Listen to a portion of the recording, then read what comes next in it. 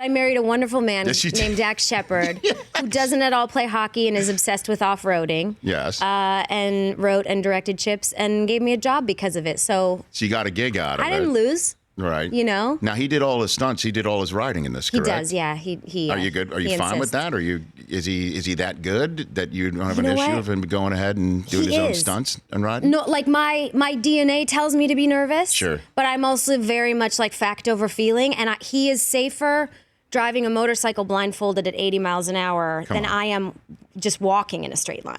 Like, and that's a fact. So he's really good. He's been riding since he was, I don't know, 3 or 4. Like he's been on, dirt bikes, and he can race MotoGP and drag his knee, and he was like training for a while to race the Baja 1000. And he's, we take the Tatum out to the Glamis sand dunes 3 times a year. He's a very, very good stunt guy. And the stunt guys say so. Okay. They're like, your husband is actually like better than a lot of the guys we work with. So then I'm like, oh, I'm also not the wife that's going to take his first love away from him. So is the motorcycle what got him into Chips, wanting to do a movie? Is that basically what it was? Yeah, he loves anything with a motor, and he also likes directing. And he was like, how can I fuse these two together? Oh, nobody's done anything with the Chips property. So we went into Warner Brothers and said, can I make this? Because he wants to be Hal Needham, who used to direct all Burt Reynolds movies, and he wants to be like a stunt director. So what's next? Like a Smokey and the Bandit remake? Another let's just go through the whole. I mean, the Burt oeuvre.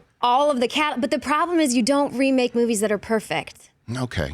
So maybe, I don't know, maybe we'll do a Chips 2, because he's got very specific ideas about stunts. Like he always feels like when you go see a superhero movie and somebody's orbiting the Earth, you kind of fall asleep a little bit because it's not actual. You just disconnect. So he's like, I want everything to be practical. So we got like the best guys in the world. Hold on a second, Kristen. To do the stunts. When you're saying when Superman goes around the Earth and then that means you miss him going back around the Earth again to go back to save Lois Lane's life, and Superman.